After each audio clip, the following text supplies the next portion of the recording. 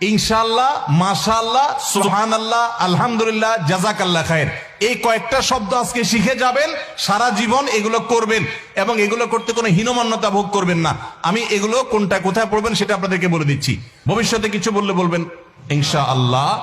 অতীতে কোনো ভালো কিছু করতে পেরেছেন সেটা বলতে গিয়ে বলবেন আলহামদুলিল্লাহ।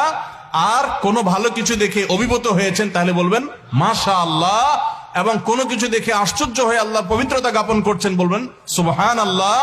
উপরে ওঠার সময় পড়বেন আল্লাহু আকবার, নিচে নামার সময় বলবেন সুবহানাল্লাহ। এই জন্য এখন থেকে উঠতে বসতে চলতে ফিরতে ইনশাআল্লাহ, সুবহানাল্লাহ, আলহামদুলিল্লাহ, মাশাআল্লাহ, উপরে উঠতে আল্লাহু আকবার, নিচে নামতে সুবহানাল্লাহ। আর কেউ যদি কোনো উপকার করে, এটা হাদিসে আছে, নবী সাল্লাল্লাহু আলাইহি ওয়াসাল্লাম বলেছেন, আপনাকে কেউ একটা উপকার করেছে, একটু কলম দিয়েছে, হাত দিয়ে লিখে আবার ফেরত দিলেন তার কলমটা দিয়ে লিখে, কোন একটা উপকার কেউ করেছে, তাহলে আপনি তার বিনিময় দিতে চাচ্ছেন কিন্তু এই মুহূর্তে হাতের কাছে কিছু নাই। সবচেয়ে উত্তম বিনিময় হয় যদি আপনি বলে দেন জাযাকাল্লাহু খায়রা। জাযাকাল্লাহু খায়রা মানে কি? তুমি আমার এই যে উপকারটা করলে, আমি তো তোমাকে কিছু করতে পারতেছি না, আল্লাহ তোমাকে আমার পক্ষ থেকে উত্তম বিনিময় দান করুক।